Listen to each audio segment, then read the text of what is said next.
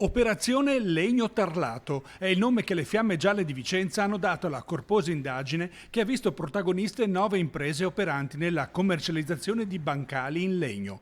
Complessivamente è stato emesso un decreto di sequestro preventivo di oltre 1.200.000 euro. Ad avviare le indagini la compagnia della Guardia di Finanza di Schio, che nel 2019 aveva operato un controllo fiscale nei confronti di 2 ditte individuali che sarebbero risultate evasori totali o paratotali nel periodo sottoposto ad ispezione. A ritroso, l'indagine aveva permesso inoltre di risalire ad altre operazioni fraudolente che avrebbero coinvolto altre 7 imprese localizzate in Piemonte, Lombardia, Veneto ed Emilia-Romagna.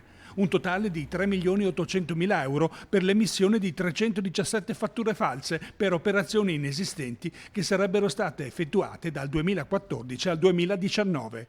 Tutte le aziende si occupano del ritiro di pallets usati a titolo gratuito per poi rivenderli dopo averli riparati. Questo passaggio di mano permette il meccanismo dell'inversione contabile, per cui l'IVA non viene addebitata in fattura, ma va integrata dall'acquirente. Una attività ad alto valore aggiunto che, in virtù dell'esiguità dei costi iniziali, permette alle aziende, annotando elementi negativi fittizi, di essere in grado di abbattere l'imponibile fatturato ed evadere così le imposte dirette. La Procura della Repubblica di Vicenza nel 2020 aveva dato mandato di eseguire 24 perquisizioni locali che hanno permesso di acquisire parte della contabilità, appurando le irregolarità fiscali.